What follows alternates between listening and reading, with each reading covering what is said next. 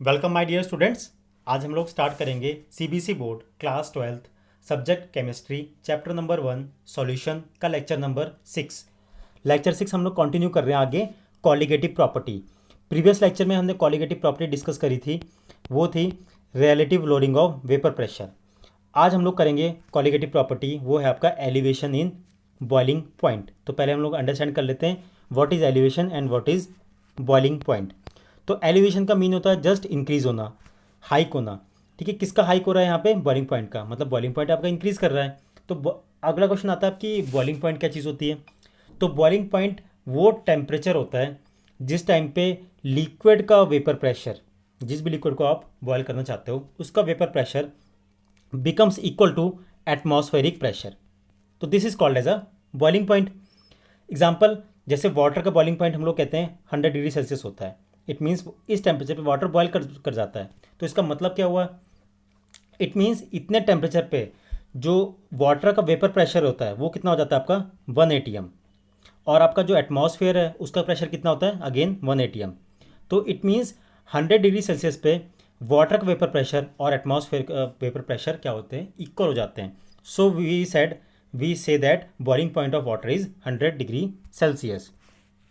यहाँ पे मैंने एक एग्जांपल लेके समझा रखा है। यहाँ पे हमने सपोज लेट से कोई लिक्विड है, वो हम मान लेते हैं यहाँ पे वाटर है। तो वाटर को हम लोग हीट कर रहे हैं, तो वाटर के वेपर्स बनने शुरू होंगे। जब वेपर्स बनेंगे तो उसका वेपर प्रेशर भी होगा। तो वेपर प्रेशर, ये लिक्विड का वेपर प्रेशर हो गया, ये एटमॉस्फेयर का वेपर प्रेशर हो गया। तो जब ये दोनों एरोज बराबर हो जाएंगे, मतलब दोनों का जो वेपर प्रेशर लिक्विड का और एटमॉस्फेयर का जिस भी टेम्परेचर पे इक्वल हो जाएगा, वो टेम्परेचर कहलाएगा उस लिक्विड का बॉइलिंग पॉइंट। तो हमारा वाटर का जो बॉइलिंग पॉइंट होता है वो आपका 100 डिग्री सेल्सियस होता है। नेक्स्ट हम लोग देखते हैं कि अगर हम लोग इसी वाटर में, जो हमारा प्योर सॉल्वेंट था, इसी वाटर में अगर मैं सॉल्यूट ऐड कर देता हूँ। सॉल्यूट कैसा? Non volatile. Non volatile solute क्या होते हैं? जो इवेपोरेट नहीं होते, like glucose, urea, salt like KCl, NaCl। इसको अगर मैं ऐड करता हूँ वाटर में, तो वाटर के बॉइलिंग पॉइंट पे क्या फ़र्क पड़ता है? तो यहाँ पे आप देख सकते हो लेफ्ट वाले में, यहाँ पे प्योर लिक्विड था, लेट से वो वाटर है। वाटर ले लो आप, या कोई और लिक्विड ले लो, लेट से बेंजीन ले लो, कोई भी ले लो आप। तो प्योर सॉल्वेंट है तो उसका वेपर प्रेशर काफ़ी हाई होगा। अब देखते हैं हम लोग, उसके बाद हमने इसमें ऐड कर दिया एक नॉन वोलाटाइल सॉल्यूट, जो आपको प्लस साइन से शो कर रखे हैं इसके अंदर, वो नॉन वोलाटाइल सॉल्यूट है।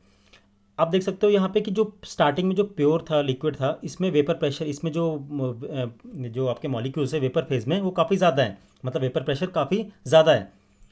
अब यहाँ पे देख सकते हो कि वेपर प्रेशर के नंबर ऑफ मॉलिक्यूल्स क्या हो गए? कम हो गए। तो मैं कह सकता हूँ कि वेपर प्रेशर क्या हो गया आपका? डाउन हो गया लिक्विड का। क्यों डाउन हुआ? हमने उसके अंदर क्या ऐड कर दिया? Non volatile solute. तो अब नॉन वोलाटाइल सोल्यूट के ऐड करने से क्या हो गया? वेपर प्रेशर आपका डाउन हो गया। अगर वेपर प्रेशर डाउन होता है तो बॉइलिंग पॉइंट पे क्या फ़र्क पड़ता है? वो बढ़ जाएगा। क्यों? बिकॉज वेपर प्रेशर और बॉइलिंग पॉइंट आपस में क्या होते हैं? इन्वर्सली प्रोपोर्शनल होते हैं। तो सॉल्यूशन का वेपर प्रेशर क्या हो गया? लो हो गया। क्यों हो गया? बिकॉज में हमने नॉन वोलाटाइल सॉल्यूट ऐड कर दिया। तो वेपर प्रेशर के लो होने से उसका बॉइलिंग पॉइंट बढ़ गया। तो this is called as a elevation in boiling point. अब ये एलिवेशन कितना होगा, मतलब बॉइलिंग पॉइंट कितना बढ़ेगा लिक्विड का या सॉल्यूशन का, वो डिपेंड करेगा कितना आपने सॉल्यूट डाला है। आप अगर 10 ग्राम डालोगे तो बॉइलिंग पॉइंट कम चेंज दिखाएगा, और अगर आप 10 ग्राम जगह 20 ग्राम डाल दोगे तो बॉइलिंग पॉइंट और बढ़ेगा। इट मीन्स ये अमाउंट पे डिपेंड कर रहा है, आप कितना अमाउंट डालते हो, इस पर डिपेंड नहीं कर रहा। आप उसके अंदर यूरिया डालो, चाहे ग्लूकोज डालो, चाहे आप NaCl डालो, उस पर डिपेंड नहीं कर रहा। Therefore elevation in boiling point is a colligative property. I hope आपको समझ आ गया होगा। अब इसी को हम लोग डायग्राम के थ्रू भी अंडरस्टैंड कर लेते हैं। यहाँ पे देखो मैंने प्लॉट कर रखा है टेम्परेचर को और वेपर प्रेशर को। तो टेम्परेचर और वेपर प्रेशर का रिलेशन क्या होता है? Vapour pressure is directly proportional to temperature. It means जैसे से आप टेम्परेचर बढ़ाओगे वेपर प्रेशर बढ़ेगा।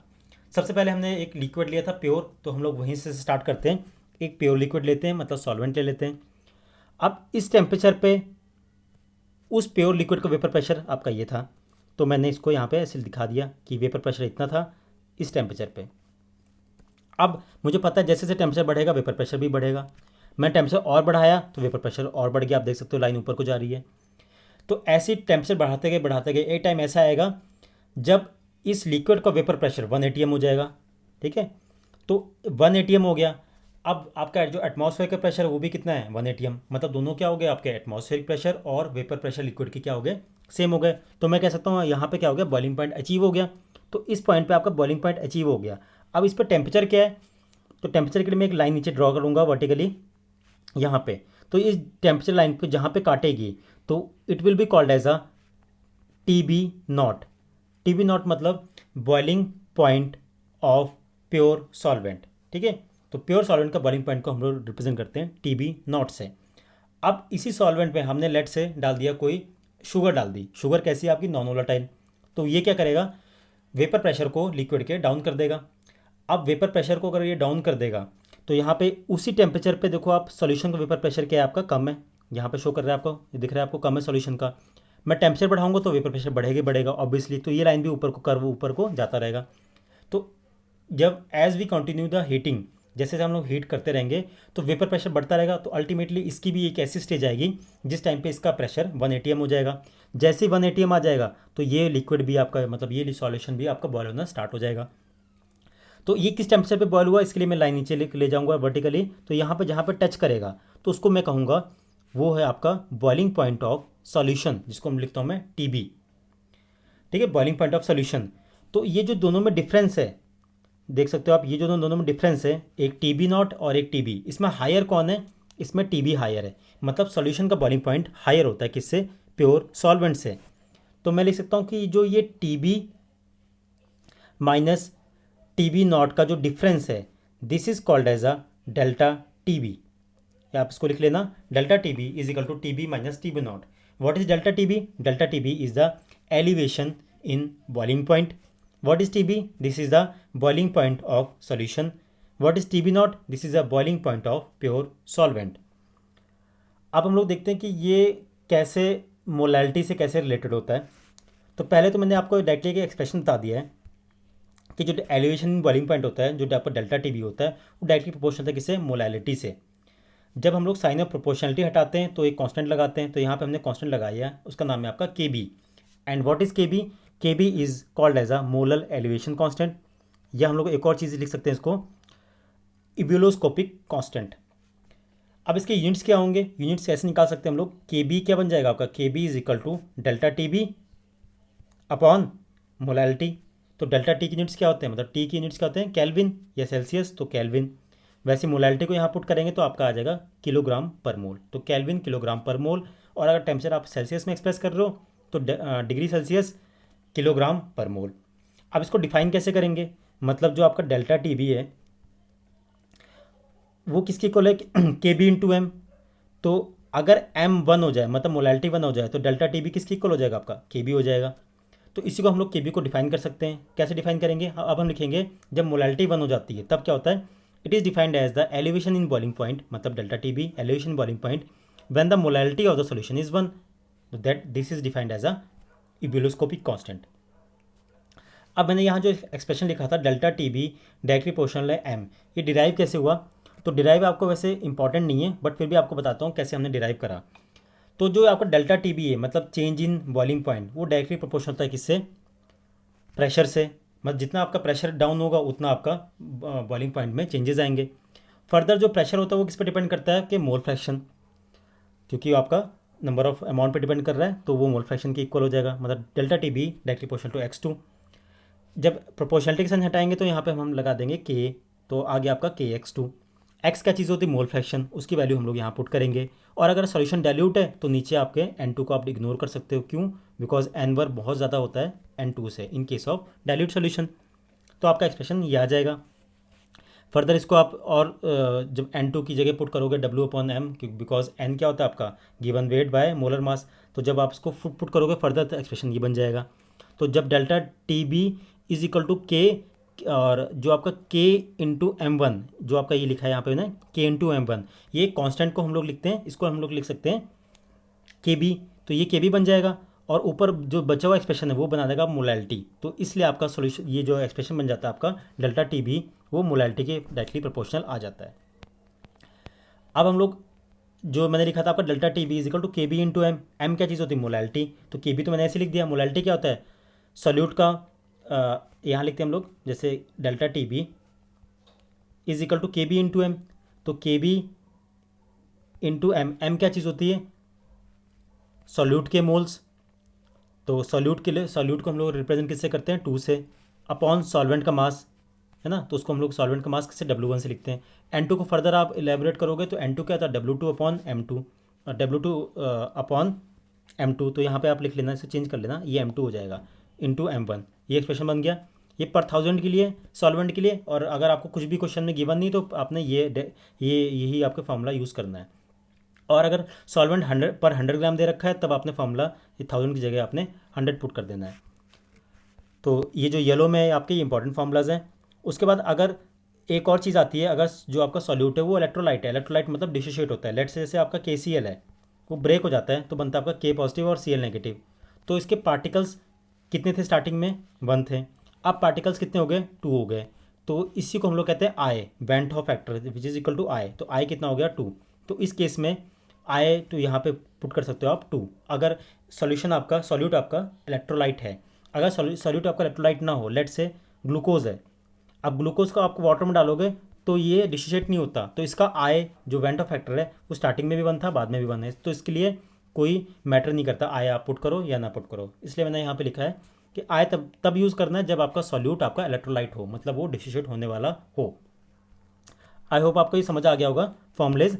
तो अब हम लोग इस पर क्वेश्चन जो हैं वो कर सकते हैं सॉल्व करना। तो सबसे पहले आपको प्रॉब्लम नंबर 1 बोलता है calculate molar elevation constant. Molar elevation constant मतलब हमने Kb कैलकुलेट करना है of water it being given that 0.1 molar. तो ये मोलैलिटी है, मतलब small m is equal to 0.1 है m of aqueous solution substance boiled at 100 degree Celsius. तो ये 100 डिग्री सेल्सियस क्या चीज़ है, ये सॉल्यूशन का बॉइलिंग पॉइंट दे रखा है। तो m गिवन है 0.1, सॉल्यूशन का बॉइलिंग पॉइंट है which is equal to TB। तो TB कितना गिवन है आपको 100.052 डिग्री सेल्सियस। और डेल्टा TB किसकी इक्वल होता है, डेल्टा TB होता है आपका TB माइनस TB नॉट। तो TB गिवन है कितना 100.052, TB नॉट क्या होता है, वाटर का बॉइलिंग पॉइंट, तो आपको पता है कितना वो 100 डिग्री सेल्सियस होता है, तो इसलिए आपका डेल्टा TB आ जाएगा। अब डेल्टा TB किसकी इक्वल होता है, KB इंटू M। तो डेल्टा TB हमें पता लग गया, और हमें यहाँ पे M आपका क्या है 0.1 वो भी पता है। यहाँ से हम लोग KB कैलकुलेट कर सकते हैं, पुट कर दिया हमने, ये वैल्यू आ गई आपकी। अब हम लोग सेकंड एग्जांपल देखते हैं। कह रहा है कि the boiling point of benzene is 353.23। तो ये बेंजीन जो है आपका ये प्योर सॉल्वेंट हो गया। तो प्योर सॉल्वेंट का जो मास गिवन है वो कितना है 90 ग्राम। तो पहले हम लोग स्टार्ट करते हैं, जो क्वेश्चन में स्टार्टिंग में गिवन है उसमें बोला कि the boiling point of benzene मतलब सॉल्वेंट। तो सॉल्वेंट का जो बॉइलिंग पॉइंट है प्योर बेंजीन का है, उसको हम लोग क्या लिख सकते हैं TB नॉट। ठीक है, तो TB नॉट की वैल्यू कितनी है 353.23 केल्विन। उसके बाद बोला है कि 1.80 ग्राम हमने इसमें सॉल्यूट ऐड कर दिया। तो 1.8 ग्राम जो सॉल्यूट है तो इसका मास है, तो मास हम लोग सॉल्यूट के मास को हम लोग 2 से प्रेजेंट करते हैं। इट मीन्स जो आपका जो W2 आ जाएगा सॉल्यूट का मास वो 1.80 हो जाएगा। W1 आपका सॉल्वेंट का मास हो गया वो 90 ग्राम आ गया। डेल्टा TB क्या होता है आपका TB माइनस TB नॉट। तो TB गिवन था आपको कितना 354.1, ये लिख रखा है आपका बॉइलिंग पॉइंट ऑफ सॉल्यूशन ना, ये आपका कितना है 354.11। और TB नॉट यहाँ पे गिवन था वो हमने यहाँ पुट कर दिया, तो यहाँ से हमने डेल्टा TB निकाल लिया। KB आपको गिवन था कितना 2.53, तो यहाँ पे हमने वो लिख दिया वैल्यूज़। अब जो एक्सप्रेशन है आपका कि delta TB is equal to KB into W2 into 1000 upon M2 into W1, बस वो हमने वहाँ पे M2 को लेफ्ट हैंड साइड में ले जाएंगे, बाकी को राइट हैंड साइड ले आएंगे और सॉल्व कर लेंगे, तो आपका आ जाएगा आंसर 58.0 ग्राम्स पर मोल। अब हम लोग इसी तरह एग्जाम्पल नंबर 3 भी देख लेते हैं।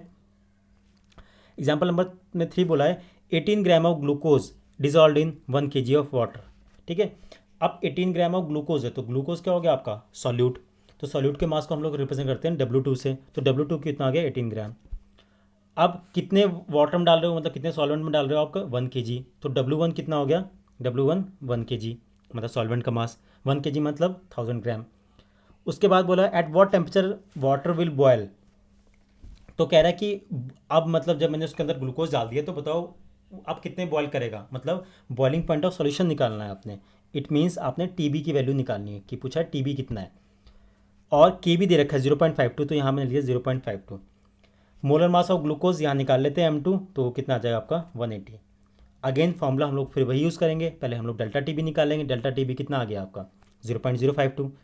डेल्टा टी बी किसके इक्वल होता है, T B minus T B naught, B हो गया आपका डेल्टा टी बी की इक्वल, और डेल्टा टी बी किसके इक्वल था 0.052, तो इसको हम लोग पुट करेंगे 0.052। अब यहाँ से हम लोग क्या निकाल सकते हैं, टी बी निकाल सकते हैं, क्योंकि टी बी नॉट कितना होता है वाटर का आपका बॉइलिंग पॉइंट, वो होता है आपका 100 डिग्री सेल्सियस, या आप कह सकते हो 373.15 केल्विन। यहाँ इसको पुट करेंगे, सॉल्यूशन आंसर आ गया। अब हम लोग एग्जाम्पल नंबर 4 भी देख लेते हैं साथ में। तो 4 में बोलता है कि calculate the boiling point of a solution containing 0.456 gram of camphor. तो ये सॉल्यूट का मास हो गया, दैट इज़ W2 हो गया। उसके बाद मोलर मास गिवन है 152, तो ये क्या हो गया M2। Then dissolve in 31.4 gram of acetone, तो ये सॉल्वेंट हो गया, तो W1 कितना हो गया 31.4, और इसका बॉइलिंग पॉइंट दे रखा है कितना 56.30 डिग्री सेल्सियस। तो ये क्या हो गया आपका प्योर सॉल्वेंट का boiling point, which is equal to T B naught. तो टी बी नॉट कितना हो गया आपका 56.30 डिग्री सेल्सियस। अब यहाँ पे पर 100 ग्राम गिवन है, तो पर 100 ग्राम में आपने फॉर्मूला वो यूज़ करना है जो मैंने आपको ऊपर बताया था, जिसमें हम लोग मल्टीप्लाई बाय 100 करेंगे, 1000 नहीं करना आपने, ठीक है। और इसका जो आपका एलिवेशन कांस्टेंट मतलब जो के बी है वो कितना आपका 17.2, तो हमने 17.2 लिख लिया। फॉर्मूला हमने फिर से वही यूज़ कर लिया, वैल्यूज़ पुट कर ली, ये हमने निकाल दिया डेल्टा टी बी। तो यहाँ पे डेल्टा टी बी आ गया। हमें क्या फाइंड आउट करना था, हमें फाइंड आउट करना था boiling point of a solution, मतलब हमें क्या निकालना था यहाँ पे टी बी। तो टी बी निकालने के लिए हम लोग फिर वही यूज़ करेंगे, delta T B is equal to T B minus T B naught. तो बाकी हम यहाँ पे सब कुछ पता है, बस हमें क्या निकालना है टी बी निकालना है। तो इसको RHS में ले जाएंगे, LHS में ले जाएंगे, सॉल्व करेंगे तो आपका आएगा 56.46 डिग्री सेल्सियस। नेक्स्ट एक NCERT का एग्जाम्पल नंबर 2.8 है, इंटेक्स का। बोलता है कि the boiling point of benzene, तो कितना आपका 353.23 केल्विन, ये बॉइलिंग पॉइंट हो गया आपका बेंजीन का। तो ये प्योर बेंजीन है, तो इसको लिख सकता हूँ मैं आपका टी बी नॉट। अब कह रहे हैं इसमें 1.8 gram of non volatile solute. तो सॉल्यूट कितना डाल रहे हो आप, मतलब W2 कितना डाल रहे हो 1.80, और 90 ग्राम बेंजीन में, तो W1 कितना हो गया आपका 90 gram. The boiling point is raise to 354.11 kelvin. तो ये क्या चीज़ है, ये आपका बॉइलिंग पॉइंट ऑफ सॉल्यूशन है, मतलब टीबी की वैल्यू गिवन है। कैलकुलेट मोलर मास, तो आपने M2 निकालना है, फॉर्मूला आपने वही यूज़ कर लेना है, वैल्यूज पुट करनी है, ये आपका आंसर आ जाएगा। और NCERT इंटेक्स का क्वेश्चन नंबर आपको 10 है, इस लेक्चर पे जो बेस्ड क्वेश्चन है वो क्वेश्चन नंबर 10 है, इसको आप सॉल्व कर सकते हो। और इसके जो भी इंपॉर्टेंट फार्मूलाज हैं मैंने इस वीडियो के एंड में आपको दे रखे हैं, यहाँ से आप देख सकते हो, इसको लर्न कर सकते हो। और हम लोग नेक्स्ट लेक्चर में मिलेंगे विद थर्ड प्रॉपर्टी, मतलब third qualitative property which is depression in freezing point. Thanks for watching video.